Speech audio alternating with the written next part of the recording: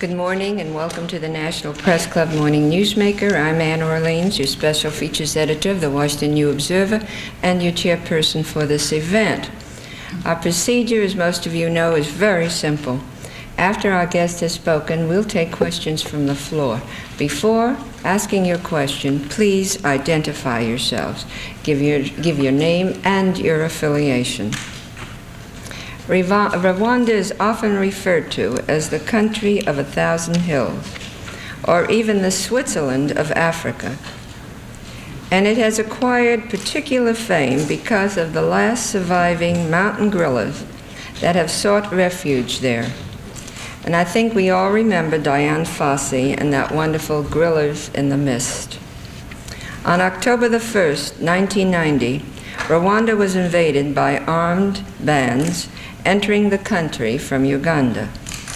Our guest, Dr. Casimir Bizimungu, Minister of Foreign Affairs of Rwanda, will bring us up to date on the results of this conflict and spell out Rwanda's prospects for the future.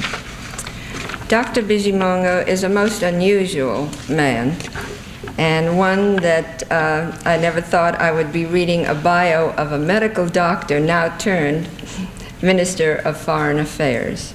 He was born in Rwanda, in Gikuba, and received his degree in human sciences from the National University of Rwanda in 1974, a doctorate in medicine from National University of Rwanda in 1978, and his master's degree in public health from the School of Public Health, the University of Illinois in Chicago, and his doctorate in public health from also the University of Illinois in Chicago. He has served during his career as the director of the Public Health University Center School of Medicine at the National University of Rwanda, chairman of the board of the Office National de la Population. He's been vice president of the Rwandan Association for the Well-Being of the Family, secretary general of the Rwandan Medical Review, Minister of Public Health and Social Affairs, Deputy in the National Council for Development, and since January 15, 1989, the Minister of Foreign Affairs and International Cooperation. He has written many journals and many items on public health, medicine. I won't go into the long list of publications, therefore it gives me a great pleasure to introduce to you the Foreign Minister of Rwanda, Dr. Casimir Bizimungu.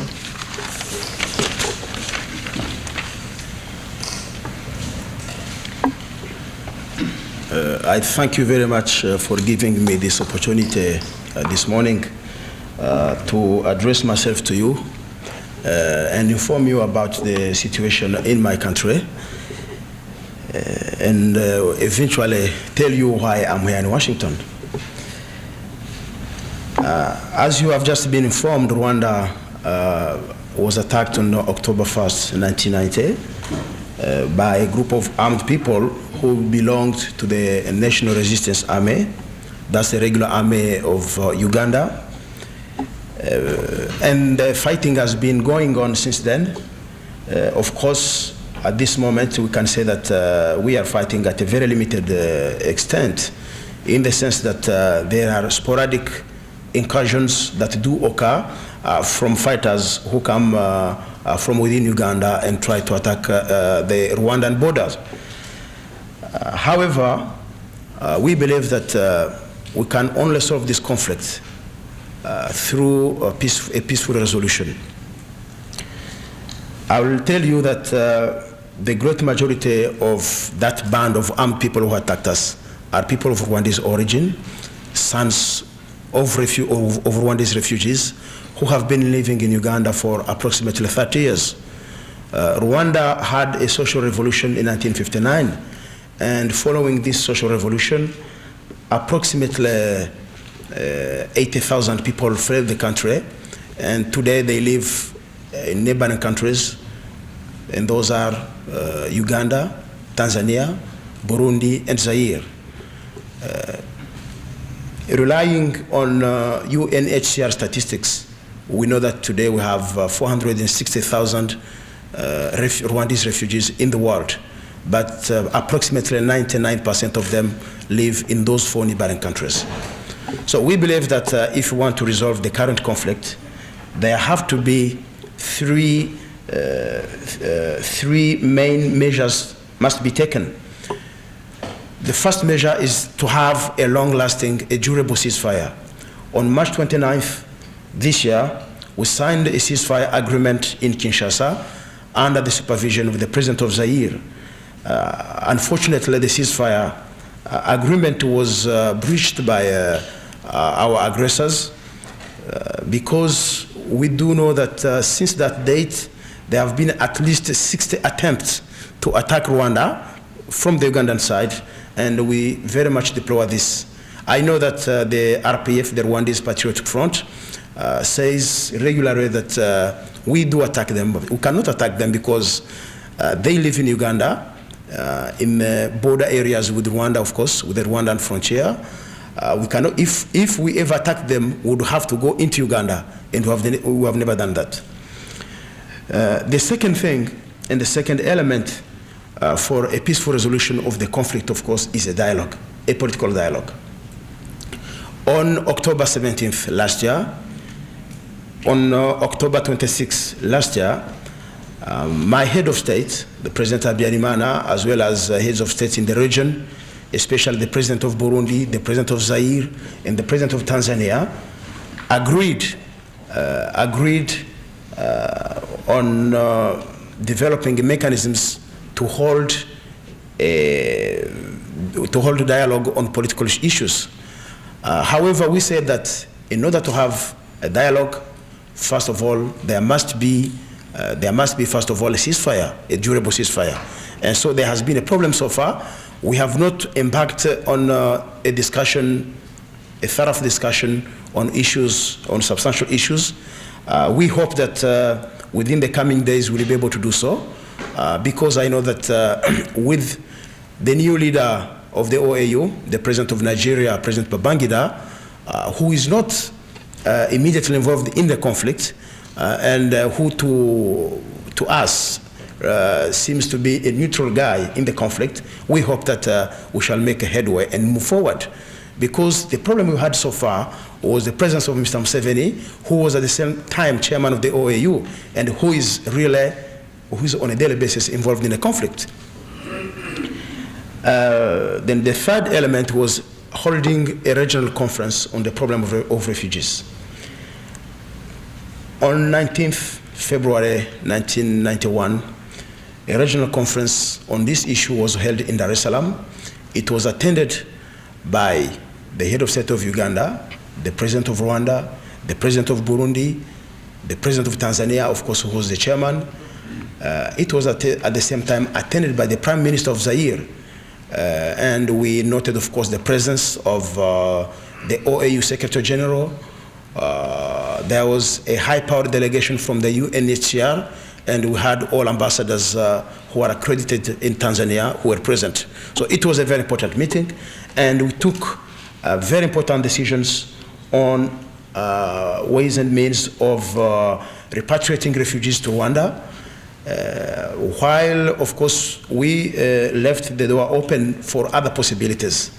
Refugees who may eventually want to settle somewhere else, especially in neighboring countries, have been given that opportunity, and neighboring countries have been agreeable to that idea.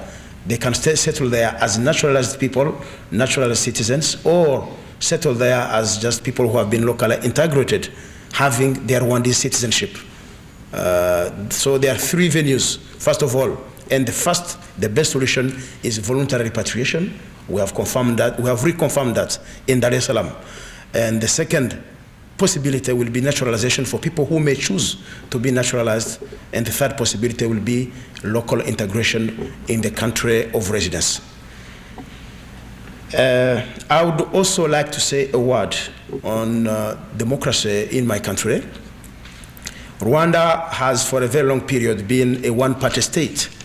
Between 1962 and 1973, there was a party in power which was toppled through a coup d'etat in 1973. Then we had a new political party that took over, and that political party was leading the country up until the end of May this year. At this moment, we have revised our constitution, and as of the 10th of June, new political parties have begun to emerge. As a matter of fact, we do have approximately 6 new political parties, and we are expecting to have more new political parties.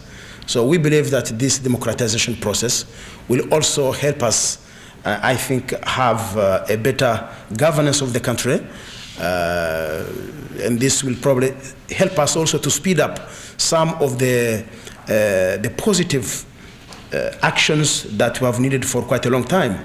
I'm mainly thinking about investments, attracting people to come and invest in Rwanda. Rwanda is a beautiful country. You might have read about it. It's a country that's really suited for tourism. It's a country that's very attractive, even in terms of investing, but there has to be a good political climate, and we have improved very much on this. We do not yet know the future political agenda. We expect the new political leaders, the new heads of our political parties, we expect them to meet very shortly and decide and agree on an agenda that will be followed and lead us to elections within some months to come. That's the statement I want to make on political pluralism in Rwanda. I will also inform you of the fact that since October last year, we have agreed with the World Bank and the IMF on a structural adjustment program. Our economy had been suffering since probably the year 1985 very, very strongly, especially given the fact that our economy depends mainly on one export commodity, and that's coffee, and the price of coffee has been really falling down since then. So this has been one of the problems, of course, in conjunction with many other local problems that have brought a big blow to our economy. We were forced to enter into a structural adjustment program.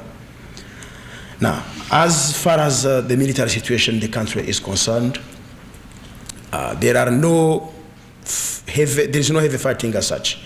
We do have sporadic attacks on the border between Rwanda and Uganda, and our military forces do control the situation very well. But like I said, we cannot just look at the military, at fighting as a way of ending this conflict. We have to end the conflict through peaceful means. Lastly, I'll say a word on the purpose of my visit to Washington. I've been here since Saturday. In fact, I was coming from Canada. In Canada, we talked bilateral cooperation, and here in Washington, I visited authorities at the State Department. I saw people at the World Bank and the IMF. I was mainly informing them about the situation in my country, and we were trying to think together about how we can speed up this peaceful resolution of the conflict that you have in Rwanda.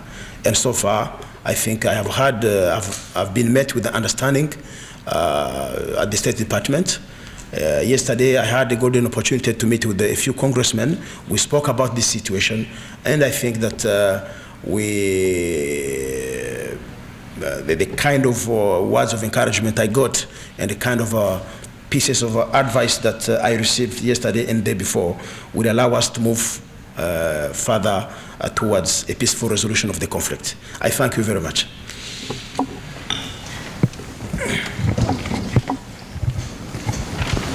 Before we start the Q&A, I want to introduce our guests at the head table. To my right, and at the right of Dr. Bizimungu, is Ambassador Alois Uwimanda, the ambassador from Rwanda to the United States. And on my left, a gentleman that you all seem to know and will get to know him even better, the press attaché of the embassy, Christophe Habimana.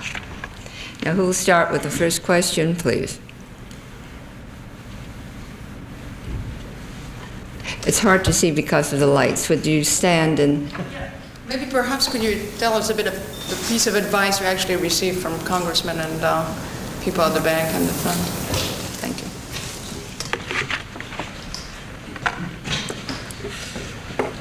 Well, when I talk to people at the State Department and when I discuss with congressmen, we felt that we really have to do probably, we have to work more with the OAU. We recently had a summit of heads of state in Nigeria between the 3rd and the 5th of June this year. We decided that a mini summit that would be chaired by President Babangida, who is the new OAU chairman, with the presence of the president of Zaire, the president of Rwanda, the president of Uganda, the president of Tanzania, the president of Burundi. We felt that that kind of mini summit would probably help us identify what further actions can be taken to solve this conflict very quickly. So we went over that yesterday and the day before yesterday. That was nothing new, but I think we reaffirmed that the OAU has to be a useful tool that can help bring peace to the region. The second idea that we also discussed, I think, was the fact that contacts can be made with the Ugandan government that encourages those guys to keep aggressing, aggressing Rwanda. Contacts can be made with Uganda. Contacts can be made with even the RPF, and there are many ways of making those contacts. So basically, those were those good ideas that I'm talking about, and I think that kind of attitude will be of a nature that can eventually promote a peaceful conflict. A peaceful resolution of the conflict very rapidly. Yes, sir. Mr. Minister, Robert Corrigan, with your background in medicine and public health, I wonder if you could address the question of, we hear a great deal about it in this country, and it's a topic of burning interest all over, AIDS. How prevalent is it in your country and surrounding countries, and what is the prospect for containing it? AIDS is a very big problem in our region. I will first of all talk about Rwanda. The rate of seropositivity in rural areas is very fortunately very low compared to urban areas. In rural areas, where we do have about 95% of the Rwandese population, the rate is, seroprevalence is 1%. But in urban areas, I think we have nowadays reached very alarming proportions, roughly 25%. So we believe that AIDS is being transmitted very quickly, and it's mainly through heterosexual means, because in a country like Rwanda, homosexuality is almost unknown. It's just something that has been unheard of.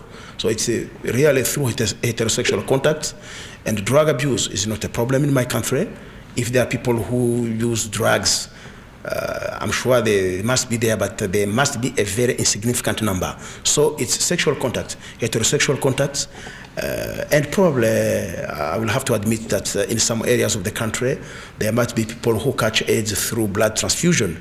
But we have set up a very good mechanism of making sure that the blood that is transfused has been examined, has been found to be free of the AIDS virus. However, we believe that in some remote health centers, this possibility might still be there. So AIDS is a big problem. However, we do have a national AIDS control program. That program was set up in 1987. At that time, I was health minister. We worked with WHO. We set up that program, which is funded for, I think, roughly $3 million annually. So it's a good program. And we have targeted certain social groups, the military. We have targeted students, people who live in large groups. We have targeted them for health education. So I've been explaining, we have been teaching them how AIDS is transmitted, how they can avoid it. And I think that that program is producing some positive results. However, I believe that we shall have to do more than what we are doing today. We have to be probably more aggressive with that program. And you know, when I talk of Rwanda, I'm speaking of a country where the illiteracy rate is approximately 60%. That's a very high rate. So you know, when you explain, you're not sure whether what you have explained has been understood. You have to repeat. They say the next day, you have to repeat the following day. So AIDS is a very big problem. Now, when you look at our region, I know Uganda is badly hit, Zaire is badly hit. I would guess that Tanzania, the same. In the region, we have, I think, many cases of AIDS, and all those countries have got, of course, national programs that are funded through WHO. I know that we have been receiving plenty of help, plenty of aid through WHO. You know, countries, Western countries have preferred to give their money through WHO, but those programs are working, and I think those programs are producing very good results. However, we have to consider AIDS as a big problem, as a big public health problem in that region. Chantal Montpoulan, WorldNet. Chantal Montpoulan, WorldNet. I would like to ask you a question in English, and if I may, I'd like you to answer it both in English and then in French for listeners in your country. Democracy is a word which is very much used today, whether it's in Eastern Europe or in Africa. What are the real features of democracy in Rwanda as you see it today in comparison with democracy one spoke of 10, 15 years ago? That's a very interesting question. You know, we are going through what I would call an experimental stage in the field of democracy. We used to think that we had democracy with a one-party system, but to be frank with you, I have to admit that when you are a one-party state, there are certain things you don't care about very much. So you have no competition. You don't feel compelled to make certain changes. But when you have many political parties, that is a must. You cannot behave any way you want, or just say, I'll look at this issue within 2 months instead of looking at it the next day. That's the challenge of, I think, democracy. So the way I look at it, I personally think that we are going to go through a very difficult experimental stage. People will have to learn a lot. People will have to be educated, and people will have to learn to be tolerant towards each other. I remember the years 1959. I was a young kid, but my parents keep telling me what happened. We had many political parties, but at that time people were at each other's throat simply because I belonged to X party and my neighbor belonged to Y party. That was a problem. But I think that we have had a lot of progress mentally, culturally, and educationally.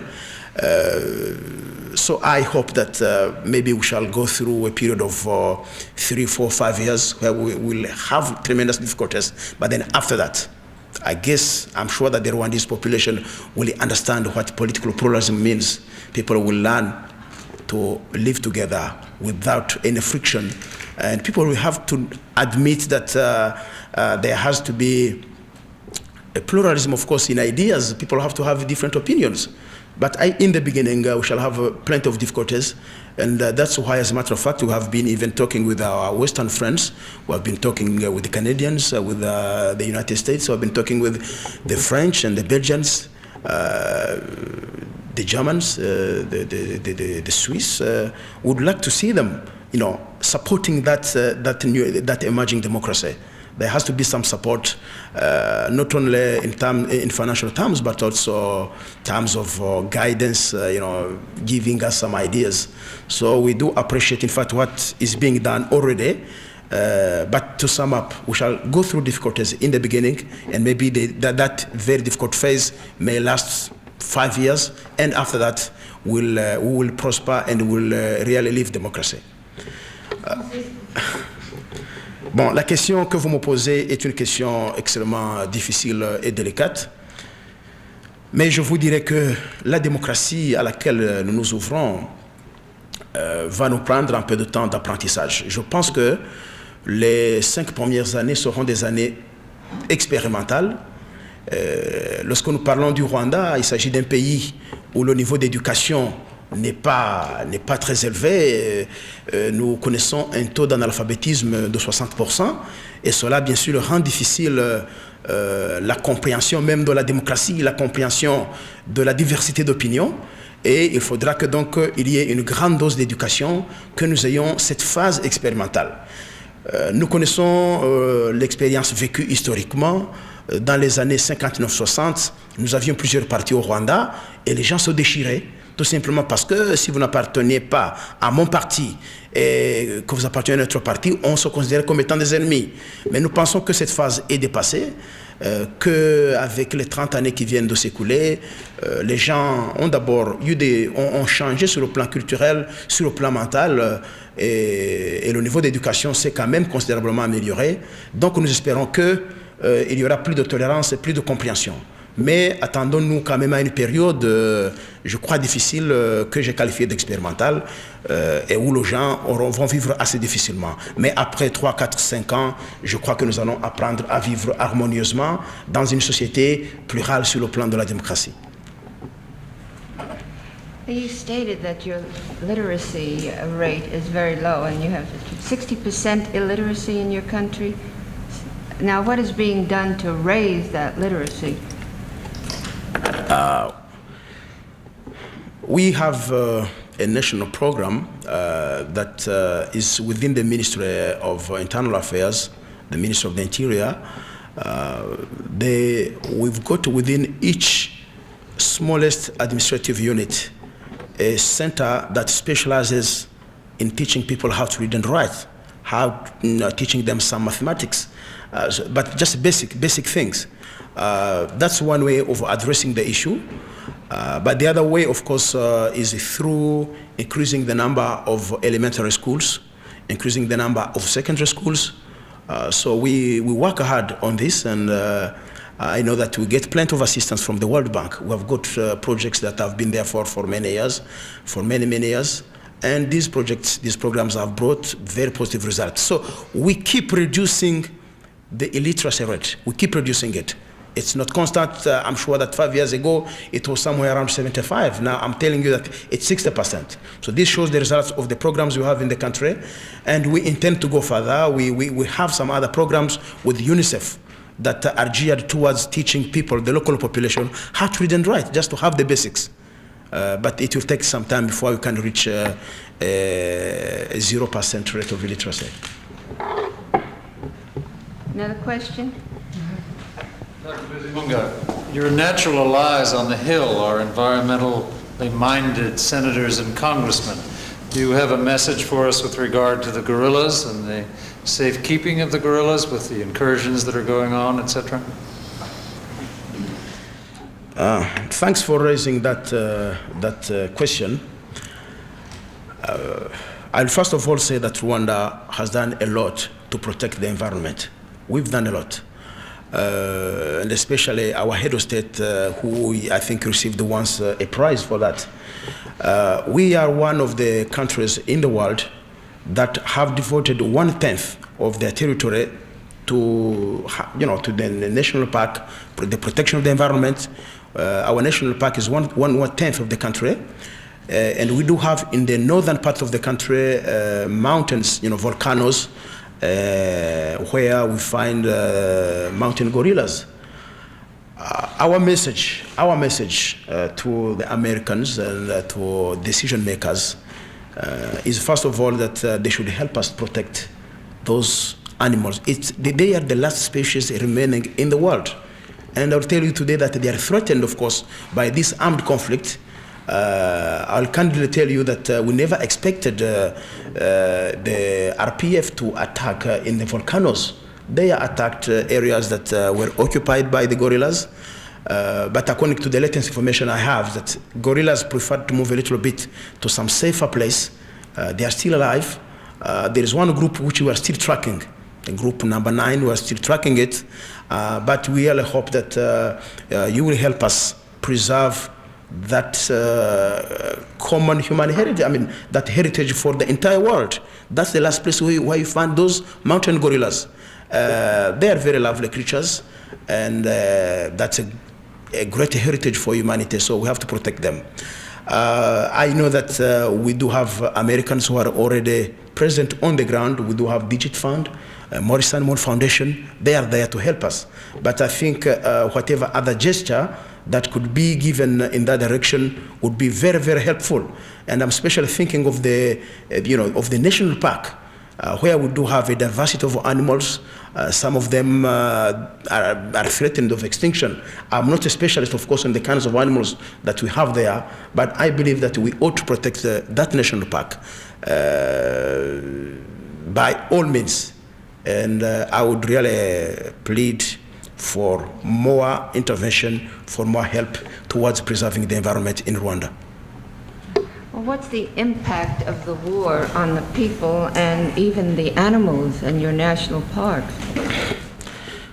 We haven't yet made a global evaluation for the losses of, of animals in the national park, especially in the eastern part of the country.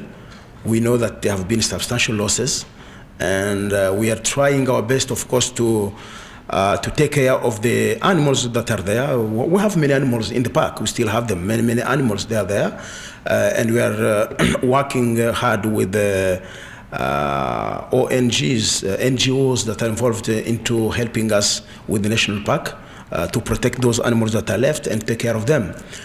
Regarding losses in human life, I think there have been important losses on the border, on the common border between Rwanda and Uganda, and we keep losing lives because, as I said, there are constant incursions of RPF fighters coming from the Ugandan side, getting into Rwanda.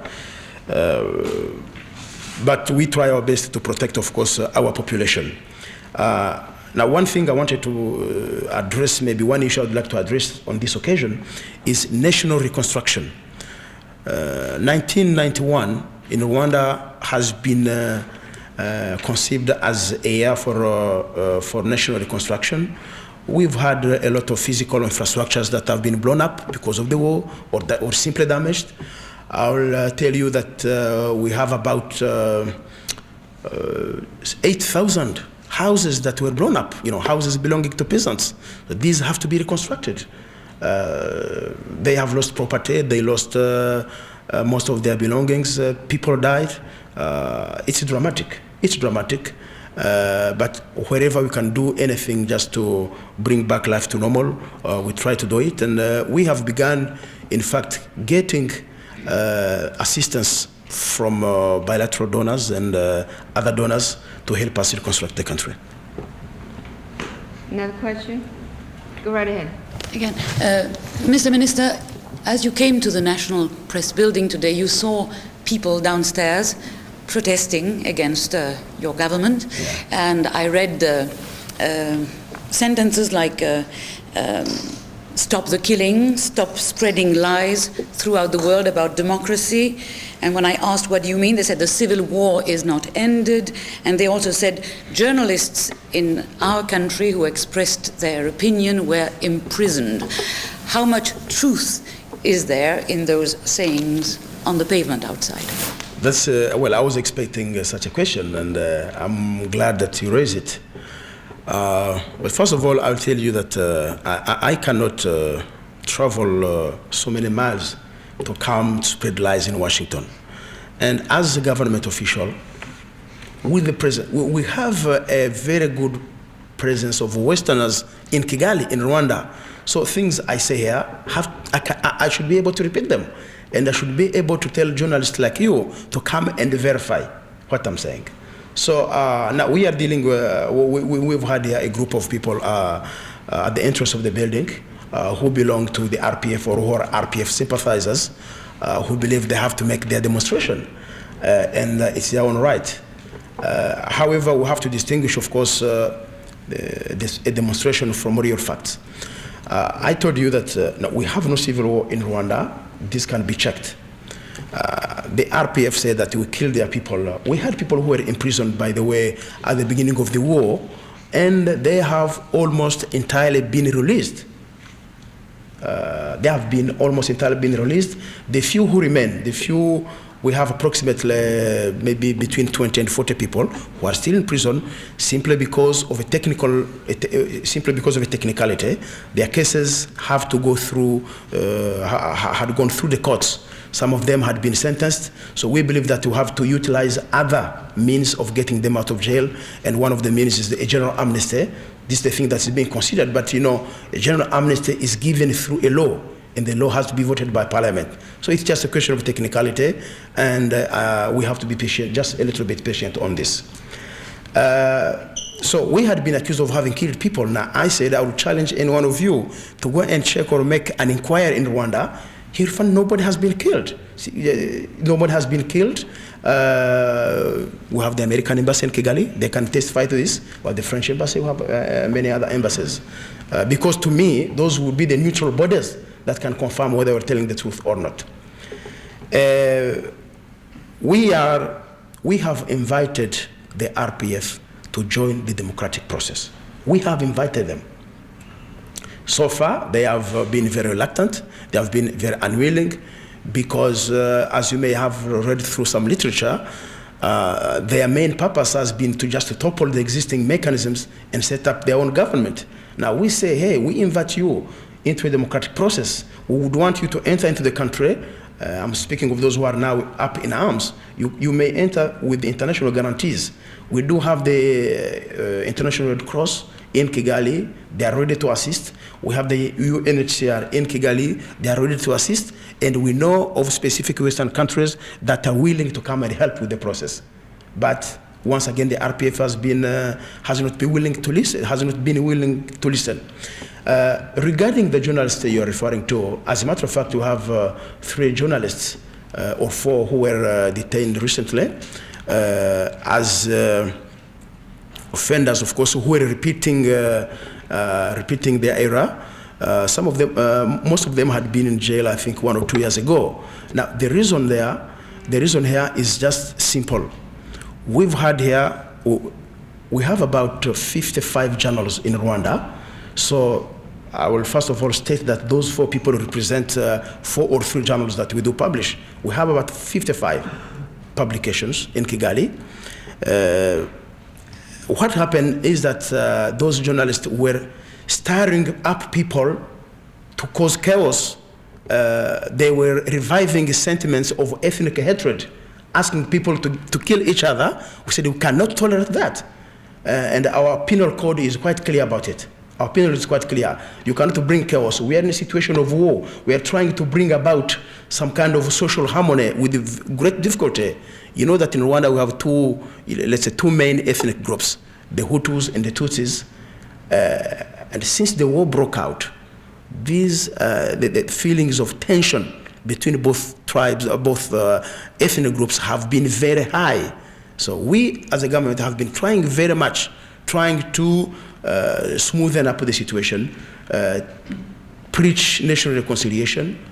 But then when you get a newspaper whose sole objective is to bring back, to get people fighting, we cannot let them go get away with that. That's why we had them in jail.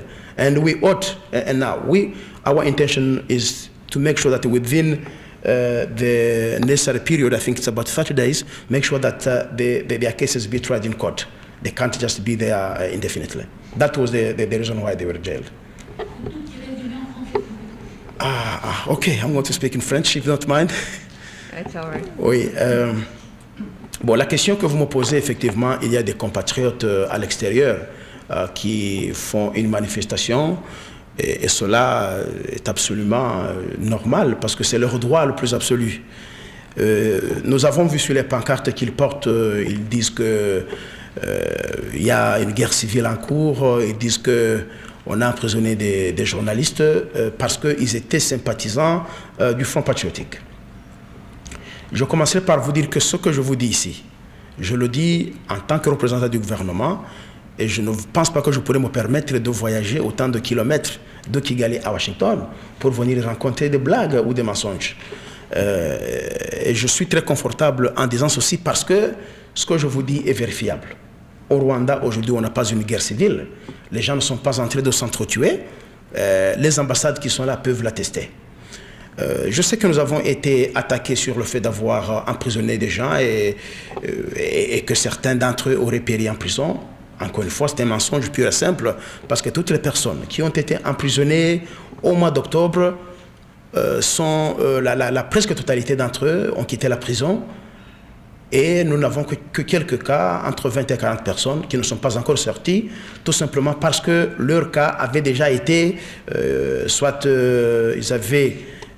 leur cas avait passé les tribunaux, on les avait condamnés à quelques années d'emprisonnement, ou soit simplement parce que leur cas est encore dans les tribunaux.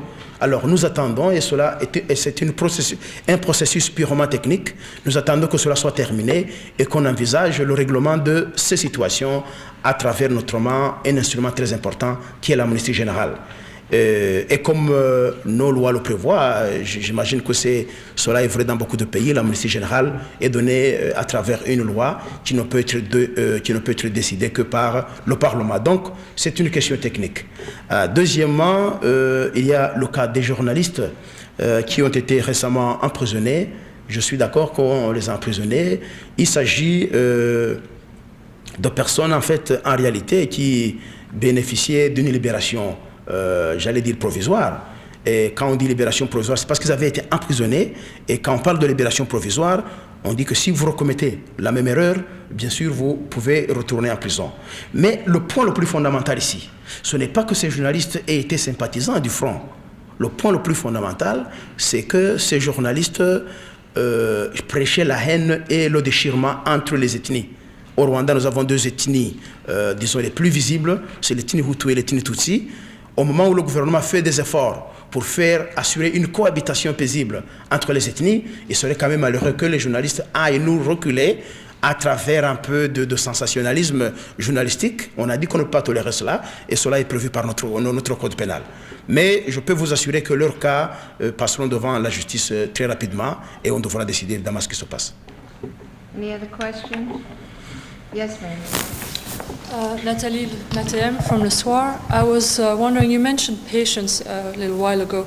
I was wondering how much patience you expect that the peace talks will require, and what influence the sporadic fighting will have on the democratization process, possibly the elections, if any. Thank you. I'll begin by the last part of the question. We don't believe that sporadic fighting will stop our resolve to speed up the democratic process. But what is important, I think, for us here is to invite, our utmost preoccupation at this moment is that we renew constantly our invitation to the RPF and other people who may be, who may not be in the mainstream of our political life to come and join. And who have made room for this, and who have set up a mechanism for this kind of thing. Regarding the peace talks, I don't know how much time they may take. They can take. I don't think that, of course, I don't think that it will take as long as it took for the case of Angola. You know that in Angola, peace talks took many, many years.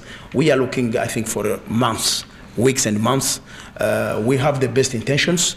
And we hope that through the help of our, of the OAU, and certainly through the participation or the indirect participation of Western countries, we hope that we can speed up the process. But our intention really is to see to it that we get back to a peaceful settlement as quickly as possible. Any other questions? The light in our eyes, and it's hard to see. How much help are you getting from the World Bank and the International Monetary Fund?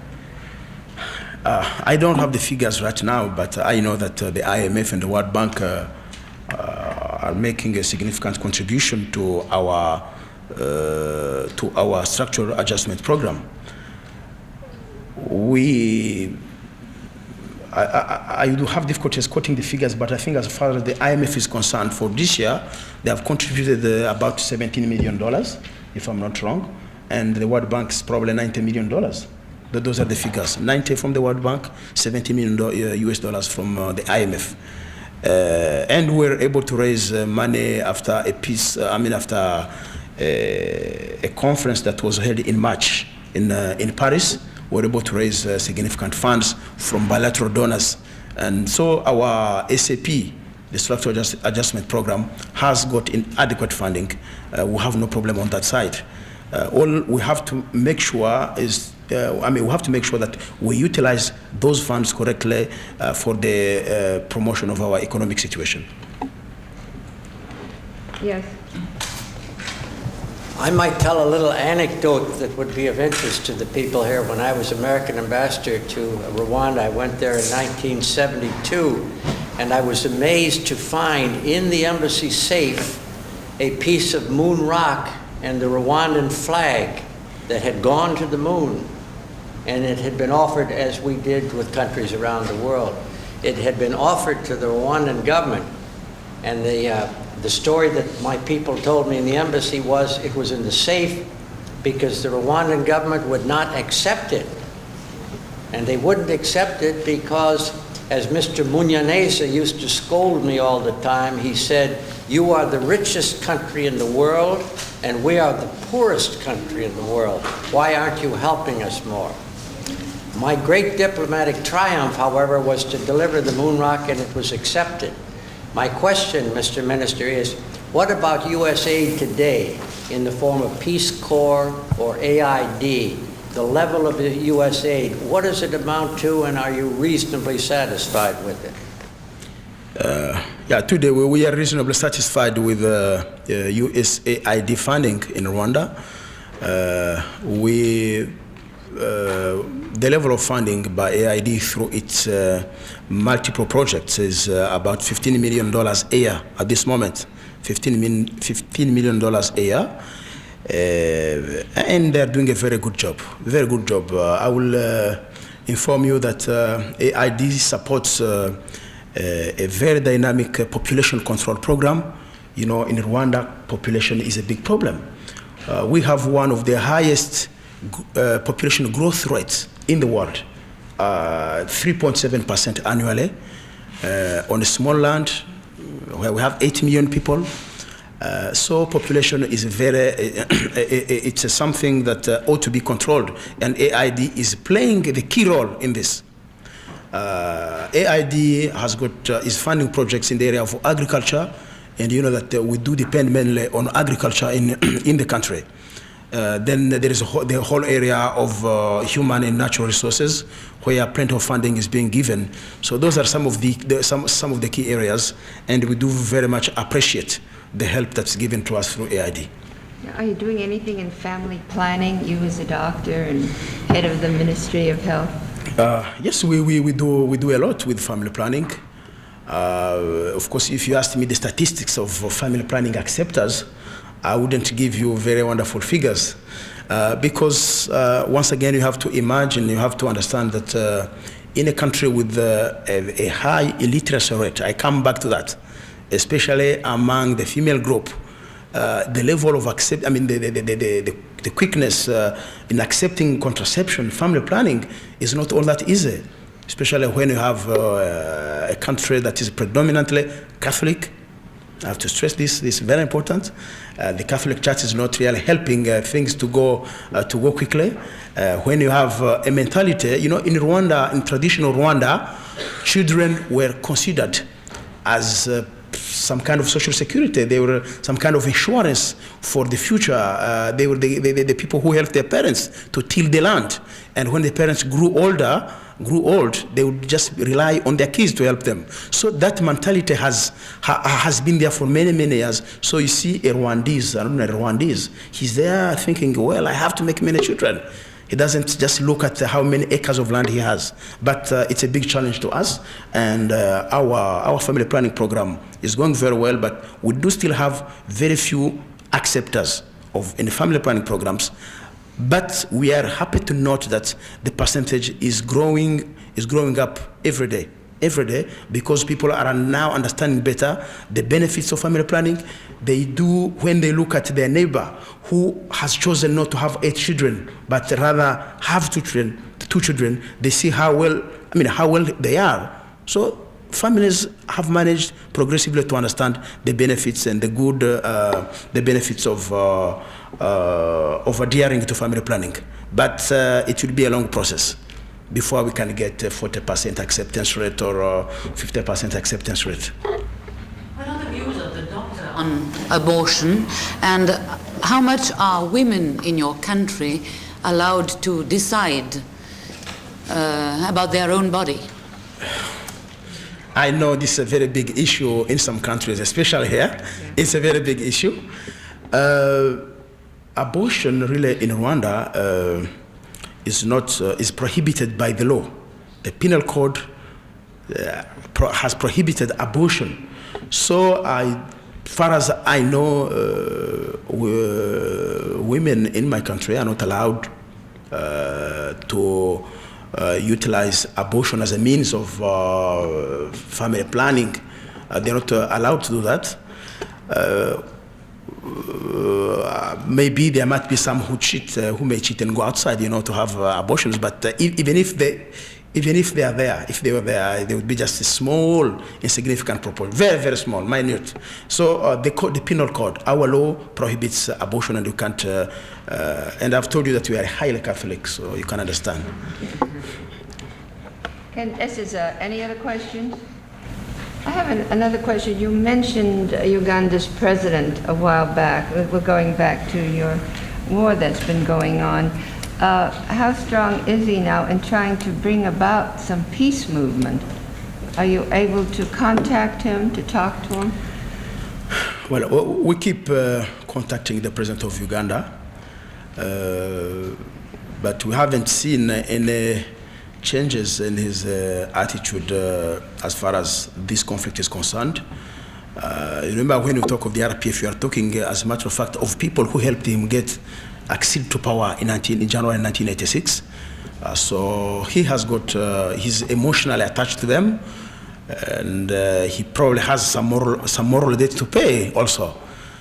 So we consistently, the president of Uganda has kept helping the RPF, and they live in his country peacefully and come to attack on our borders. That's the situation, but we are pursuing efforts through the OAU and through some other channels to try to dissuade him from his current attitude. Has he made any overtures, or? Well, we don't see any changes in his attitude, but we hope that the international community might bring him to some different attitude, I hope. One more question. Ambassador Corrigan, you didn't introduce yourself. This is Ambassador Robert Corrigan. The Peace Corps I mentioned, are they there? Yes, I'm sorry, I forgot that part of your question. We do have Peace Corps volunteers in Rwanda. I do not have the exact figure, but the number might be somewhere around 20 or 25 Peace Corps volunteers. And they are doing a very good job, especially in the area of education, teaching in secondary schools. We do have them in health centers, there's health services. And we would want to have many more Peace Corps volunteers. I know that there are discussions underway between Rwanda and the United States about this question, and we'd like to have more Peace Corps volunteers because they are very useful.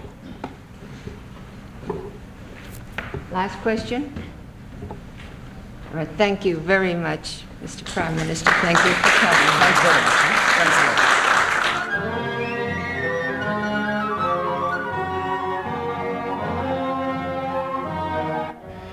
Here is a reminder now that Ambassador Carla Hills, the United States Trade Representative, will be the guest on our live viewer call-in program tomorrow evening at 7:15 Eastern Time. She will take your comments and questions about U.S. trade policies.